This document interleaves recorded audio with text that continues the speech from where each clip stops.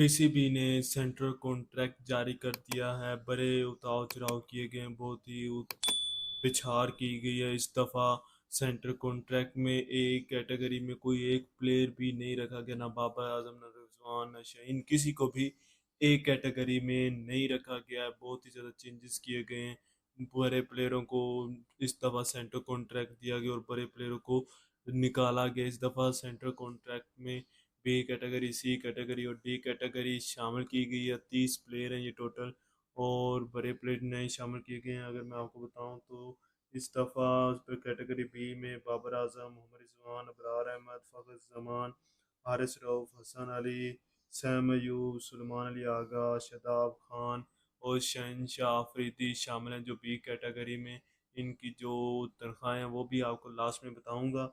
और अगर हम सी कैटेगरी में आ जाएं तो सी कैटेगरी में अब्दुल्ला शफीक, फ़हीम अशरफ, मोहम्मद नवाज़, मोहम्मद हारिस, मोहम्मद नवाज़, नसीम शाह, नुमान अली, साबजदा फरहान, साजिद खान, साव शकील, ये बी कैटेगरी में शामिल हैं। और सी कैटेगरी में अहमद दानियाल, हुसैन तलत, खुरम शहजाद, खुशदिल शाह, अब्बास अफरीदी, मोहम्मद अब्बास, मोहम्मद वसीम जूनियर, सलमान मिर्ज़ा, शान मसूद और सुफियान मुकीम, ये डी कैटेगरी में हैं।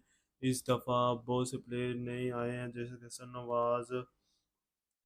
नवाज, मोहम्मद हारिस, सफियान मुकीम जैसे प्लेयरों को, नए प्लेयरों को शामिल किया गया इस सेंट्रल कॉन्ट्रैक्ट में। अगर जो ए कैटेगरी के प्लेयर पहले होते थे उनकी तनख्वाहें होती थी तकरीबन 65 लाख ऑलमोस्ट होती थी, और बी कैटेगरी की जो तनख्वाहें हैं वो 45 लाख हैं, और सी कैटेगरी की 25 लाख तनख्वाह है, और इसके अलावा जो डी कैटेगरी है उसकी 12 लाख तनख्वाह है। इस तरह बाबर आजम और मोहम्मद रिजवान, शेख अफरीदी जो लास्ट टाइम एक कैटेगरी में थे उनकी तनख्वाहों में ऑलमोस्ट 20 से 25 लाख कटौती की गई, उनकी तनख्वाहें घटाई गई। ये परफॉर्मेंस बेस पर होता है कि अच्छा कोई प्लेयर अच्छा परफॉर्म कर रहा है तो उसे एक कैटेगरी में डाला जाता है, लेकिन इस दफ़ा पीसीबी ने कोई भी प्लेयर एक कैटेगरी में नहीं डाला। ये पहली दफ़ा हुआ है कि किसी टीम ने कोई भी प्लेयर अपना एक कैटेगरी में नहीं रखा।